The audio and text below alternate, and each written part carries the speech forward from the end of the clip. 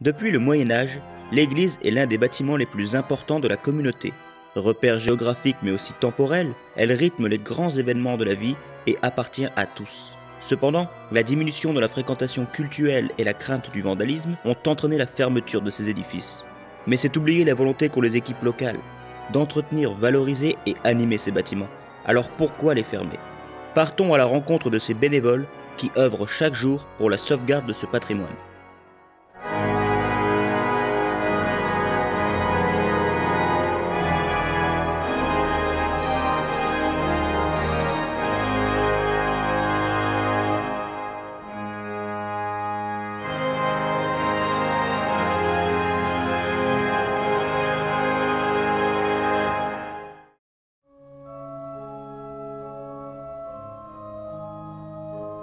Avant d'adhérer au réseau Église ouverte, la collégiale Saint-Omer de Lillers était traditionnellement ouverte le jour du culte des rassemblements religieux et également dans le cadre des Journées du patrimoine, initiées par la ville en partenariat avec l'association Les Amis du patrimoine, ouverte également lors de la Nuit des Églises et ouverte par la paroisse le samedi matin à l'occasion du marché et aussi lors de visites organisées par l'Office de tourisme du Lillerrois à l'époque, devenu Office intercommunal maintenant.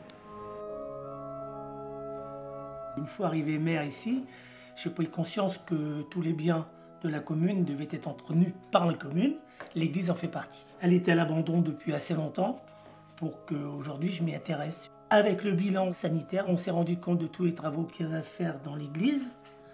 Il nous fallait monter des demandes de subvention.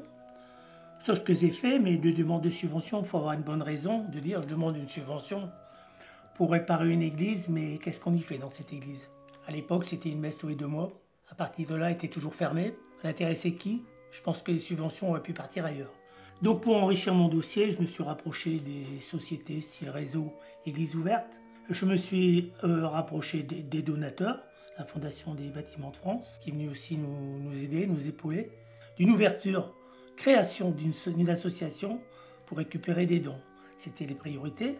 L'association Les Amis du patrimoine de Tramcourt a été créée en août 2014 dans le but de rénover cette église. Pour cela, tous les ans, nous organisons un concert au mois de mars, composé principalement de musiciens et d'une chorale. Et ensuite, nous animons les journées du patrimoine. Là, nous laissons ouverte l'église le samedi et dimanche. Le samedi, nous faisons une visite guidée l'après-midi, suivie d'un petit film qui raconte l'histoire du village. Et le soir, nous organisons une petite promenade dans le village avec des torches et on raconte des petites histoires qui font peur ou qui sont agréables. Donc là, c'est gratuit, les gens donnent une participation pour l'église.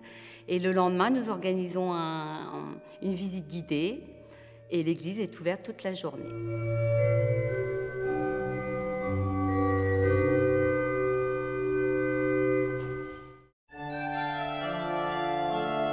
Nous avons adhéré au réseau Église ouverte en juin 2017 et l'église est ouverte à toutes les populations de Lillers et au-delà à partir du 3e week-end de juin jusqu'au 3e week-end de septembre.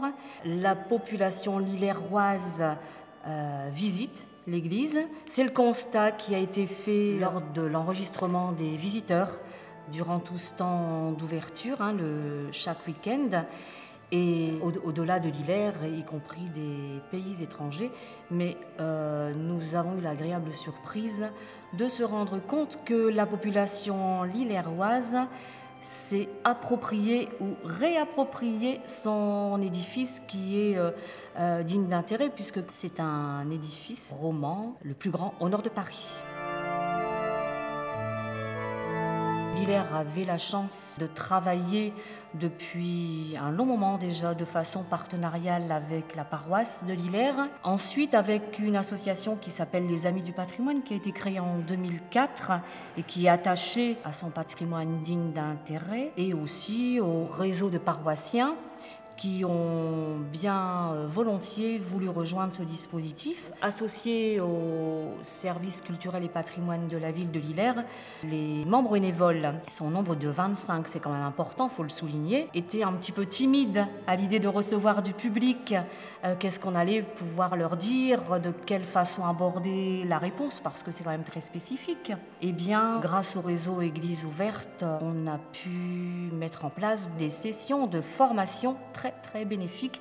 Je pense qu'aujourd'hui, ils sont bien plus à l'aise et je pense qu'ils parlent de leur église et des objets classés aussi qu'elle abrite de façon très spontanée, très tranquille. Il faut vraiment suivre ce dispositif parce qu'il faut le mettre en place.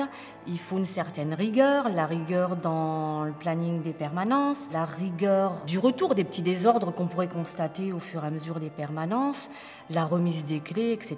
Et pour que la ville de Lillers soit aussi très réactive, le réseau d'Églises ouvertes a été facilement rejoint par toutes ces bonnes volontés.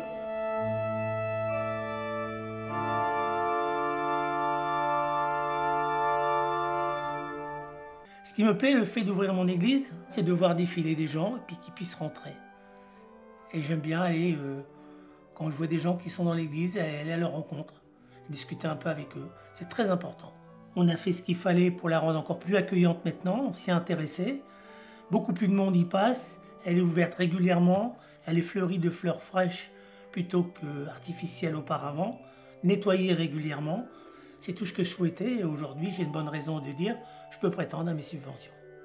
Nous sommes plus crédibles vis-à-vis des personnes qui nous donnent leur soutien et puis pour avoir des prêts pour nous aider à rénover cette église. Et nous avons eu la chance de pouvoir participer au concours du Pèlerin Magazine au mois de mars et nous avons gagné le premier prix. L'ouvrir à un maximum de personnes pour découvrir l'âme qu'elle dégage. Moi, c'est ce qui me plaît le plus dans cette église, c'est l'âme. Mais je pense que d'adhérer au réseau Église ouverte, c'est une autre ouverture d'esprit. Les croyants, les incroyants peuvent se rejoindre dans cet édifice. Il y a du partage, il y a du rassemblement, il y a de la vie dans ce lieu.